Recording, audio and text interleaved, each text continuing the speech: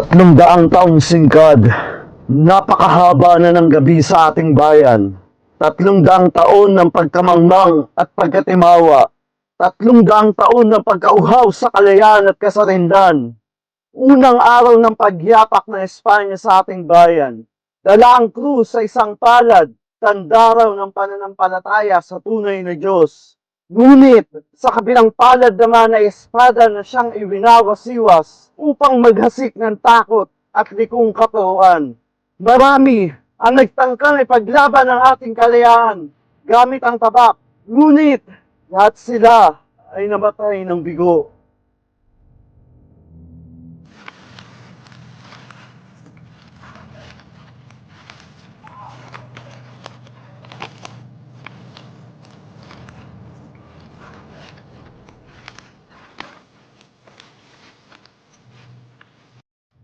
Kapatid, malapit na tayo sa bundok tala. Baka, maaari mo nang buksan ang liham na yan upang malaman mo na kung saan mo kami iiwang magkapatid.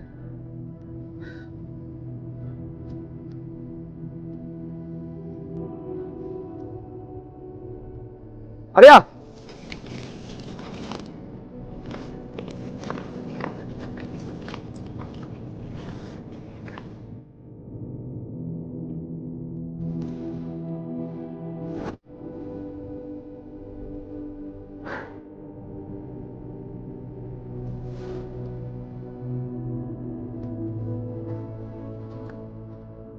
Komandante Macapagal, ayon sa ginanap sa Maragondon noong ika-8 ng Mayo itong kasalukuyang taon, laban sa magkapatid na Andres at Procopio Bonifacio, sila ay hinahatulan ng kamatayan sa pamamagitan ng pagbaril. Ikaw at ang iyong mga sundalo ay ang siyang inatasang sa gawa hatol na ito. Kuya! Kuya! Kapatid! Maawa ka sa amin! Wala kami kasalanan sa bayan! Inalulungkot ko. Ako'y napag-utusan lamang na nakakataas sa akin. Peleton! Primera! Bago!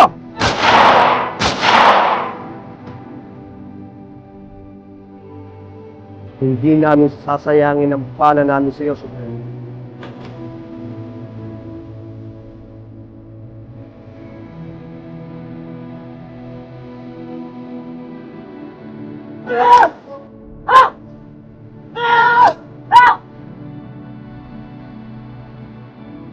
Alam ko, at ano ko,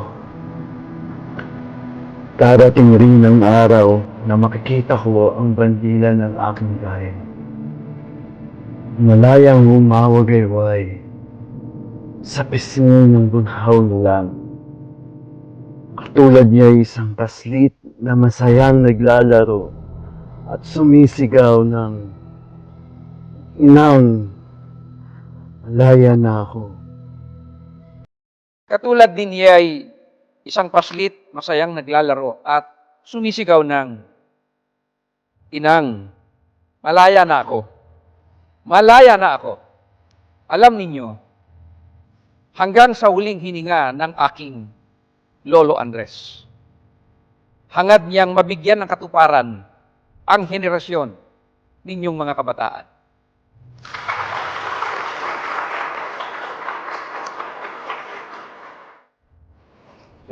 Sonny.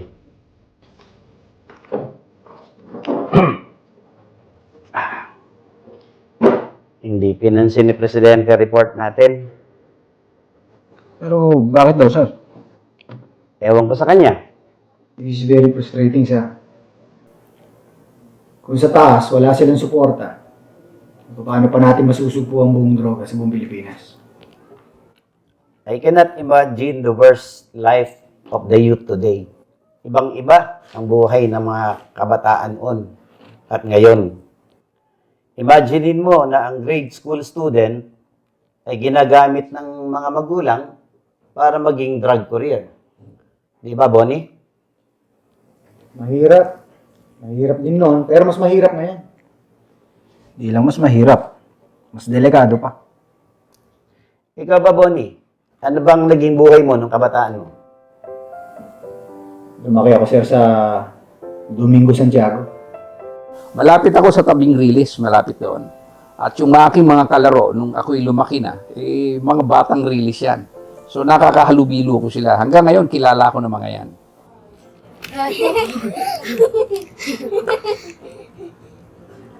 Uy, umuwi na kayo. Tingnan niyo, ang lakas ng ulan. Sayang. Di na tayo makakapaglaro. Di na din ako makapagbenta ng dyaryo. Time first, patira muna ng isa bago kami umuwi. Ayawan na. Uy, kuya, tawag na tayo ni Lola. Oh, paano ba yan? Umuwi na kayo. Mag-ayos pa ako ng mga paninda ko eh.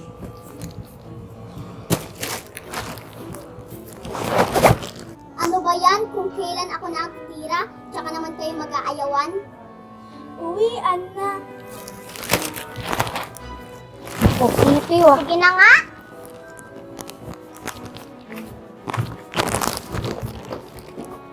Merong isang akong karanasan noon na meron akong kinuhang mangga doon sa kabilang bakod.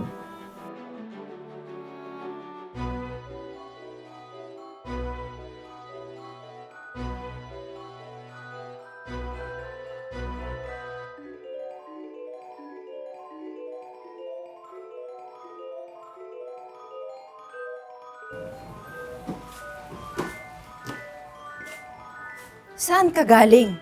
Bakit ngayon ka lang? Umanin po, Nay.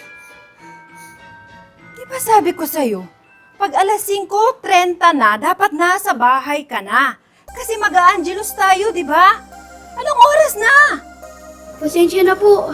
Namitas lamang po ako ng mangga. Eba, akin na nga ang posporo at dyaryo. Yung bilin ko sa inyo, ha? Ano sinabi ko sa inyo, ha? Akin ang kamay mo. Ibaba mo yan. Akin ang kamay mo. Dali!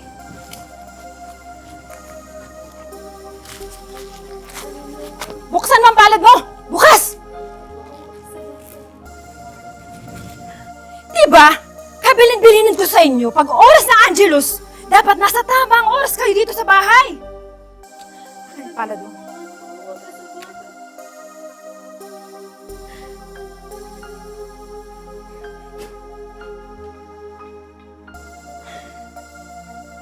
Ang hindi sa inyo, huwag niyong kukunin.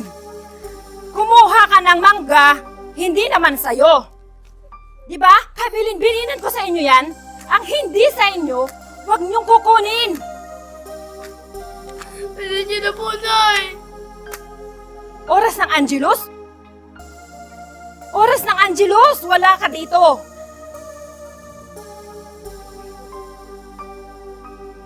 Ang nanay ko ay Arsenia, ang pangalan, ano. At isa siyang of course, ulirang ina at ipinanganak at lumaki ito sa Pangasinan.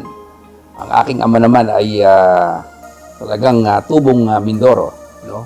Pero nagkaroon siya ng pamilya diyan sa San Juan.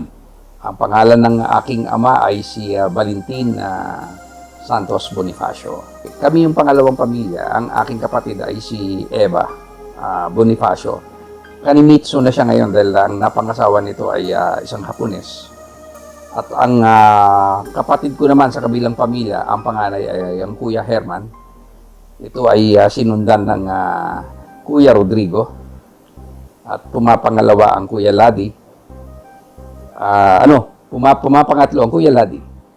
Pang-apat ang Ati Nelia at yung bunso naming kapatid ay si Eva, of course. Lumaki kami sa aking lola, no? Dito sa may Sampaloc at syempre ng aking ninang. Kasi ang aking nanay nung araw nagtatrabaho. Busog na busog ako sa bayos. At alam mo, ang extracurricular activities ko ng araw ay scouting. Kaya pagdating sa scouting ay aktibong-aktibo ako. nung elementary. At yan ay dala-dala ko maski nung high school. Hindi ako nakatikim ng military training nung high school. Magmula first year hanggang fourth year ay nasa scouting ako at isa akong scout leader. Marami akong sinalihang mga jamboree. No? Yung makiling, lagi ako dyan. At nangunguna kami sa mga pagsasanay at paligsahan dyan. Kaya nung matapos ko yung aking third year, ay hinirang akong outstanding youth development trainee ng buong Victorino Mapa High School. At nung magtapos ako nung fourth year, ako ay hinirang na outstanding Boy Scout of the Year ng buong paaralan. Nung high school ako, well kami no, sa pamilya, tama lang kumakain kami 3 beses sa loob ng isang araw. At kahit papano, kailangan ding tulungan din namin yung aming sarili. No? Pumapasok ako sa umaga, no? At umuwi ako ng alas 2. Pag uwi ko ng alas 2, no? Nag-aangkat ako ng dyaryo. Ito yung kung natatandaan ko, yung Evening Express pa nung araw kasi Marshall yan eh.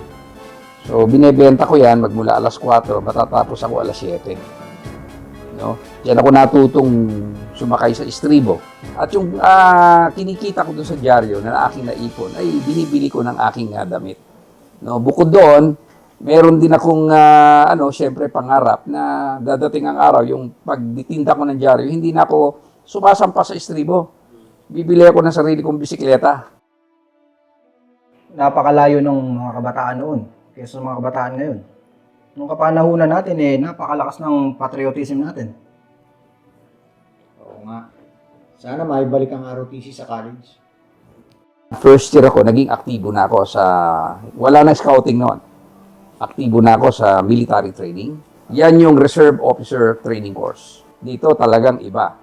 Ang disiplina, tinuruan kami, maski doon sa paano kumain ng maayos, ng sabay-sabay, ng walang naiiwan, at walang pinababaya ang mga kasama. No? Yung mga disiplina na yan, at pati yung course, yung pagbabaklas ng mga sandata, at yung paano humawak ng tao. Lahat ng commission rank, dinaanan ko, second lieutenant, hanggang sa mag-graduate ako as full-fledged cadet colonel. Dahil 8 brigada ang UE ROTC nung araw. Ako ang isa sa mga brigade commander doon. So 4 na batalyon yung hawak ko. Ang importante kasi dito, yung values, yung disiplina at pagmamahal sa bayan. Importante yan. At lalong-lalo na ngayon, nahaharap tayo sa mga usaping soberenya. I think it's about time na magkaroon tayo ng pagkakataon na bigyang pansin yung pagsusulong at pagbabalik ng mandatory ROTC program sa kolehiyo. Kaya nga ako ay aktibong nagsusulong na ito. Minsan humaharap ako sa Senate Committee on Basic Education dahil nire-represent ako ang Philippine Confederation of ROTC Alumni Incorporated. Saan ka nga pala nagkali, sir? Sa UE. Kumuha ako ng business administration. Business course. First sem lang, pero nagsip agad ako ng political science sa second sem. Doon ba kayo nagkakilala ni Commander? Nung third year ako, doon ko na-meet yung aking napangasawa ngayon, si Cora.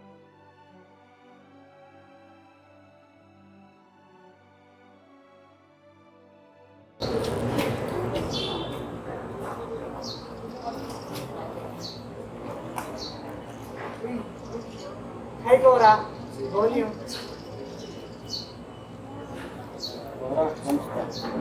Maaari ba ang mobo? Sige. Mabuti na lang nakarating ka, mahal. Umalis ang Chang para magsimba, kaya sinamantala ko na yung pagkakataon. Pero dalian natin kasi baka biglang magbalik yun sa bahay. Malalagot ako kapag hindi niya ako naabutan. Mga 30 minutes lang ha. 30 minutes lang? Parang hindi ko naman yata kaya. Anong ibig mong sabihin? Sumusuko ka na. Ako? Susuko? Baka nakakalimutan mo. Bonifacio itong syota mo. May lahi ito ng mga bayani. Kung ganon, ano palang sinusukuan mo? Sinusukuhan ko yung ganitong sitwasyon natin. Palagi na lang tayo nagtatago. Anong ibig mong sabihin? Anong gagawin mo? pagka-graduate ko, hihingin ko ang mga kamay mo sa magulang mo. Sigurado ka? Tinatanong pa ba yan? Siyempre sigurado ako. Alam kong sigurado ka. Ang ibig kong sabihin, handa ka na ba ulit pumunta ng Palawan, sakay ng barko? Hindi ka na ba masusuka?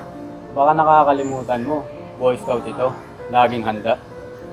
Tama, pero siguro naman magdadala ka na ng plastic na susukahan mo no, kung sakaling mahilo ka ulit. Ito naman, pinapahiya mo naman ako eh. Ito naman, binibiro lang kita. Alam ko naman kahit naharangan ka ng sibat, hindi ka magpapapigil eh. Siyempre, mahal na mahal kaya kita. Totoo ba yan? Oo, balik nga. Uy, teka, nasa public place tayo. Baka may makakita sa atin. Eh ano naman, yung mag-shota naman tayo. O sige, mahal, kayakap na lang. Kinasal kami 1982. Tatlo ang naging anak namin. Yung panganay si John Lex, yung pangalawa si John Michael, at yung bunso ko si Ann Christine. Ito pala sir matagal ko nang gustong itanong sa inyo. Lolo niyo ba si Andres Bonifacio? Actually, galing ako sa linya ng Lolo Procopio. No? Kapatid niya ng Andres Bonifacio. At yung angkan ko ay nagmula pa sa Oriental Mindoro. So, nanggaling ako sa anak niya na si Lolo Juan. Okay? At yun ang bloodline ko. Hindi sa Andres kasi walang anak ang Lolo Andres. Lolo Andres is my great-grand uncle. Sir, kailan kayo pumasok sa law enforcement service? Pagka-graduate ko ng college, kumuha agad ako ng bugasya. Pero, first sem lang. Second sem, namasukan muna ako sa bangko. Nung nagwo-work ka, hindi ba naman pumasok sa isip mo na bumalik ka ulit sa military service? Parang nawala sa isip ko yon. Pero it came to the point, no, noong 1985 when my ninong, no, yung pinaka godfather ko, si General Joscoro Yoro, convinced me to enter the service. So sabi niya sa akin, tulungan kita at dito ay ituloy mo yung iyong pagpapakomisyon. So ang ginawa niya, gumawa siya ng paraan na mai-enroll ako doon sa tinatawag naming Philippine Constabulary Summer Camp Training. Pagkatapos ko, hindi nagtagal, siguro ilang ano lang, na-commission ako at nabigyan ako ng numero as a commission officer, second lieutenant ng Philippine Constabulary. At hindi nagtagal, ako ay kinol to active duty at naglingkod ako sa hukbong sandatahan ng Pilipinas. Ano mga naging assignment mo noon, sir? Marami. Unang assignment ko, sa Palawan. Pinyente pa lang ako noon. Doon ko naranasan ang maging tunay na sundalo. That was 1986 hanggang 1990. After Palawan, na-assign din ako sa Cordillera. I'm guessing first lieutenant ka nun. Yes, sir. Mga NPA nga mga kalaban yun eh. Oh, napakaraming marijuana plantation doon ah. Oo, marami. Nakakahuli nga kami nun, kahon-kahon eh. Sir, ano yung mga naging karanasan mo nung nasa Cordillera ka pa? Marami. First lieutenant na ako dyan. At ang hawak kong unit is 192 PC Company. Particular kong hinawakan ang 1st District, 192 PC Company, na nakabase sa Bontoc Mountain Province. At hawak ko ang Integrated National Police ng district na yan, yung hepe ng Bontoc Mountain Province, yung hepe ng Sagada, Misao, Barlig, and Sadanga. So, 5 munisipyo ang aking nasasakupan dito. Na nagdeklara ng SOMO ang Pangulo noon, ibig sabihin, suspension of military operation. Dahil Pasko eh. Sa size parang may kailangan laging naka-alert yung mga tropa. Yan na dapat niyang gawin. Lagi ka na. Sir, mission to top, sir. Mamamalingki muna kami. Pero yun,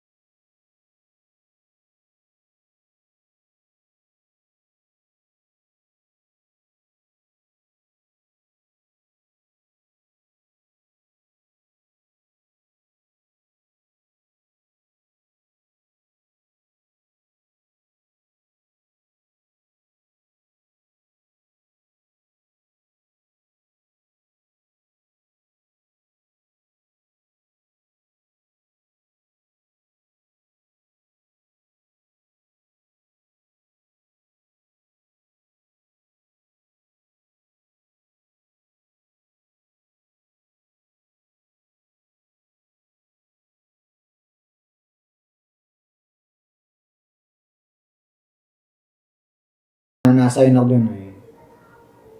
Ang itinuro ko sa mga tao ko yung natutunan ko sa Palawan.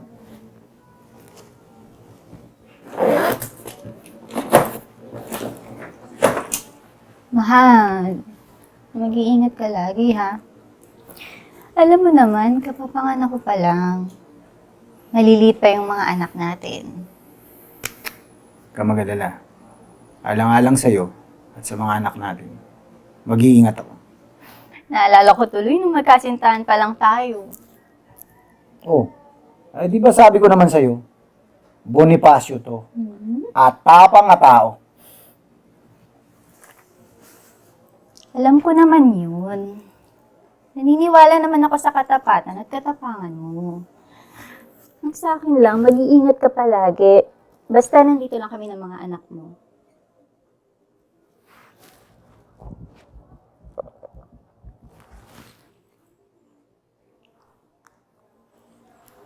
O sige, baka tanghaliin pa ako eh.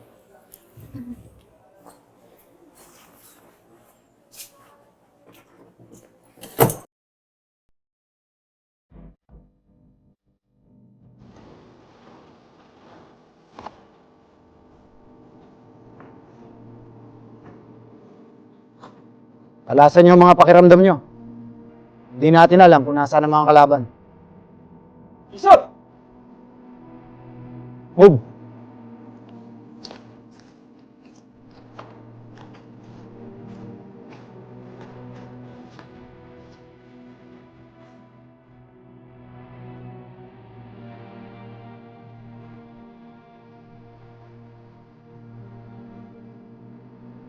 Adun, malapit ka!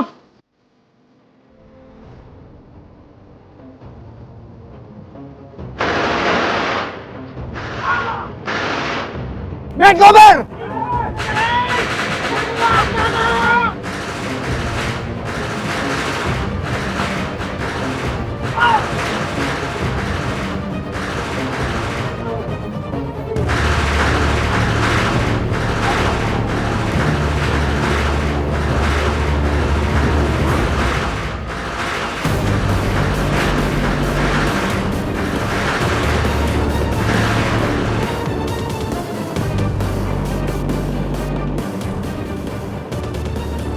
Nasanay ako as an infantryman. Pag sinabi mong infantry, army yan eh. No? Kasi yung aking naging boss dito sa Palawan nung araw, si General Benjamin Samonte, ay miyembro ng Special Forces. Army ang branch of service niyan.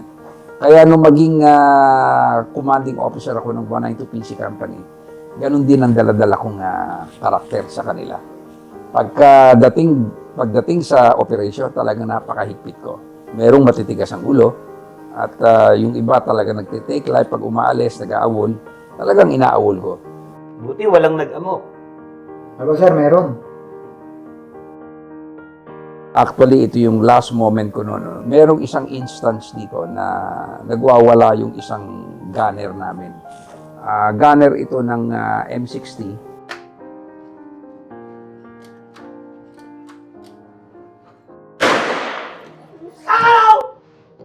Asahan yung mga puting tibayan nito! Asawa ko ng abit! Wala na makain! Wala na ako! Wala na pangyasan! Pero abit! Kalayo natin dito! Bakit na mga pamigay ng pagkain sa mga... Bakit na mga... Dito mga... Sir! Hindi ka nagwawala. Ano yung sabihin nawawala? Sir, nag-out, sir. Nagwawala ko na.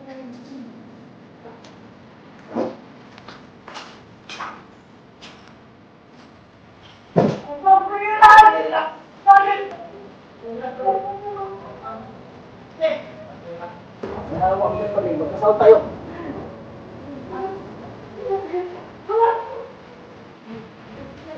Valentino! Ano nangyayari dito? Wala kang pangyalan! Wala kang kwenta! Wala kang kwenta! Buddy! Buddy! May tama ako!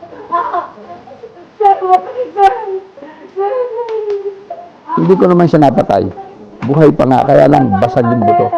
Talagang ako na mismo ang bumaril sa kanya just to cripple, no? Matigil yung assault na yon.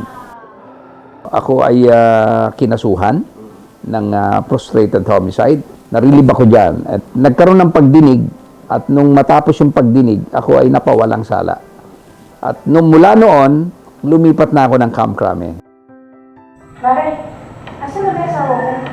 Nandito na si Father, oh. Oo nga naman, mahal na nga kaya kay Father. Kapag yung asawa mo. Oo nga, Mari. Dapat kapon pa yung nakababa. Aunt Christine Bonifacio? Yes, Father. Ikaw ba ang ina ni Aunt Christine? Opo, Father.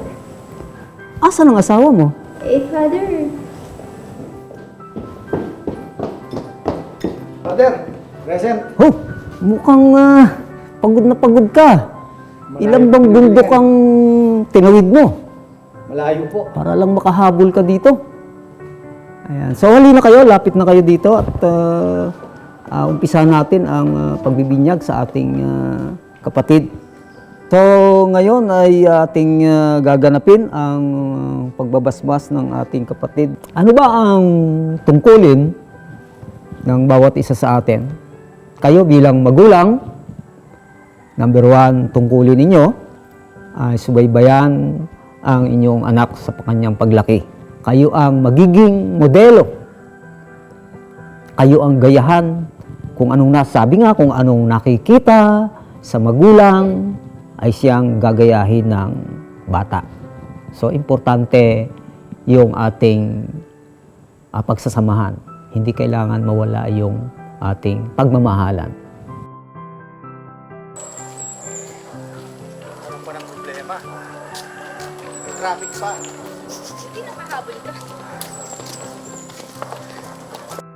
Sa Camp Crame, sa Judge Advocate Service, sa Policy Division, binubuo pa lang ang PNP nun.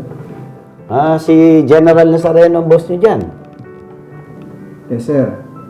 At dahil sa experience ko sa pagbalangkas ng Republic Act, kaya ako na-inspire bumalik sa law school. Hindi naman ako nagtagal dyan dahil nung ma-appoint na district director ng Eastern Police District, si General Lucas Managelod, ako ay kanyang kinuha at ginawa niya akong isa sa kanyang mga pinagkakatiwalaang opisyal at hinawakan ko ang District Anti-Narcotics Group. Kapitan ako niyan. Naging hepe ako ng District Anti-Narcotics Group. Ang hawak kong mga lungsod ay Marikina, Pasig, San Juan, and Mandaluyong. Ano naman ang mga naging operation nyo? May mga nahuli ba kayo? Ano ko, sir, marami. Diyan kami nakahuli ng kilo-kilong shabu sa Pasig. Galing. Eh sir, paano yung operasyon nyo, kampanya laban sa kontradroga nung kapanahunan nyo? Meron time na kapag dating ng Sabado, after ng rank and file inspection, ginagawa namin yung aming tinatawag na banat, Barangay Against Narcotics and Traffickers. Ito yung concept ng drug demand reduction. Magmula Lunes hanggang Biyernes, ang ginagawa namin is more on law enforcement, drug supply reduction yan. Huli dito, huli doon. Pero hindi rin ako nagtagal doon. Noong 1997, inilipat ako sa PNP, sa Narcotics Group. Oh, may pidaya na ba noon? 1997, I think wala pa. Kasi NDEP muna bago magkaroon ng PIDEA. Tama ka, sir. Saka naging deputy ako doon noon. Eh ano naman sir ang naging operasyon nyo? Marami ba kayo nahuli? Aba, diyan kami nakahuli ng kilo-kilong shabu. Sako-sako pa nga eh. Tsaka diyan kami nakahuli ng opisyal ng gobyerno. Oh, eh nasa na ngayon sir? Ayun, nakakulong na. Doon na ba natatapos yung kampanya nyo sir laban sa illegal drugs na yan? Hindi. In fact, marami akong mga naging karanasan dyan, pati yung mga hinuli namin mga malalaking pangalan na drug lord. At magmula noon, akala ko tapos na doon, ay naging masalimuot yung buhay ng aking karera pagdating sa PNP Narcotics Group. Dahil diyan ko nakita yung mga katiwalian. No? Nahuli mo na, inaayos pa. No? So, hindi ako nagtagal sa ganong nakagawian o yung kanilang mga practice na ganon. nagpumilit akong matransfer sa Philippine Public Safety College. Anong nangyari nun, sir? Nagturo ako ng lateral and low subjects. Na panahon ni Erap yun? Yes, sir. At nung wala na si ERAP, panahon naman ng GMA, na-assign naman ako sa PNP Intelligence Group. Sa anti-terrorism naman ang assignment ko noon. Sir, nakahuli ba kayo noon ng terorista? Meron. Nakahuli kami ng 4 na terorista. 2001 yon. At tapos, na-assign naman ako sa Civil Security Group bilang hepe ng SOSYA. May mga naging opisyal dyan na talagang babrasuhan ka. Come in. Upo ka, Bonifacio.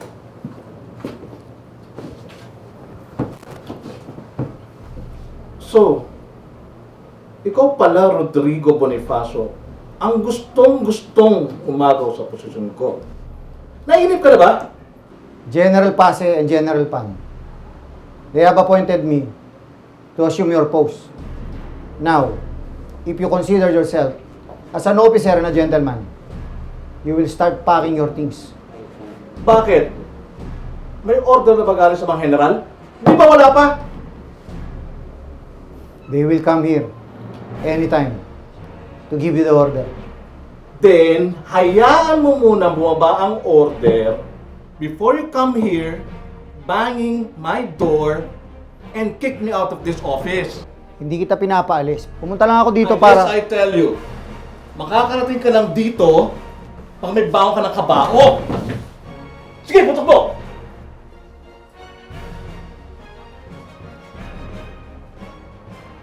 What's happening here? Baba nyo nga yan! That's an order!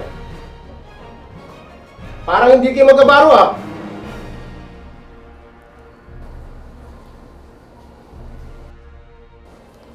Sorry, sir. Carry on. Sir, saan pa ang mga naging assignment mo? Assign ako sa Region 3. Pero next assignment ko, dito na. And here we are again.